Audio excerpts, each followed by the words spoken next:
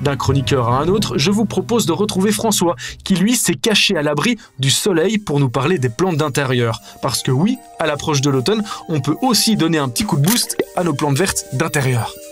Donc aujourd'hui, j'ai décidé de vous parler de l'entretien des plantes d'intérieur. Donc souvenez-vous, au début du printemps, on a empoté un ficus pour qu'il se développe correctement dans un plus grand pot avec du nouveau terreau. Pour entretenir correctement cette plante, il va falloir la nourrir et pour la nourrir, on utilise des nutriments qui sont tout à fait organiques et tout à fait idéaux pour la croissance de la plante. Il y a deux façons de nourrir correctement la plante qui sont complémentaires. Donc tout d'abord, je vous conseille d'utiliser des bâtonnets, donc de l'engrais en bâtonnet qui contient les éléments nutritifs que l'on n'a qu'à disposer sur le pot et qui vont libérer pendant environ 8 semaines des éléments nutritifs pour la croissance de la plante. Mais pour donner une fertilisation plus régulière, plus précise à des moments opportuns, on va travailler avec un engrais liquide pour plantes vertes, spécialement pour les plantes d'intérieur. Donc cet engrais liquide, pour correctement l'appliquer, on va se munir d'un arrosoir dans lequel on va disposer de l'eau claire. Une fois qu'on aura mis un peu d'eau claire, on va préparer notre dilution, donc 10 ml, 5 à 10 ml par litre d'eau d'engrais que l'on va mélanger correctement à notre litre d'eau. Une fois la solution prête, on n'aura plus qu'à l'appliquer environ un arrosage sur 2 au niveau de toutes les plantes de la maison.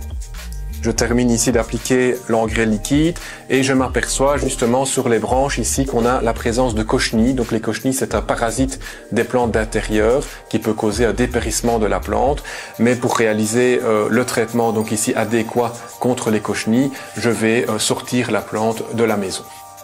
Donc voilà, ici j'ai placé la plante à l'extérieur, donc on observe bien les cochenilles donc au niveau des branches. Donc il s'agit d'un parasite donc qui suce en fait la sève de la plante et qui affaiblit la croissance de la plante. Pour lutter efficacement, donc je munis ici d'un insecticide tout à fait naturel à base de pyrètre et d'huile de colza.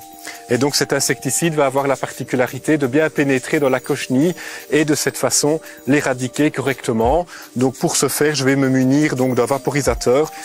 Donc dans mon vaporisateur, je vais d'abord appliquer de l'eau claire dans laquelle je vais ajouter le produit naturel insecticide contre les cochenilles à la dose de 20 ml par litre d'eau. Je complète ensuite avec de l'eau claire pour arriver à la solution diluée de 1 litre qui sera alors ma solution prête à l'emploi pour appliquer sur la plante.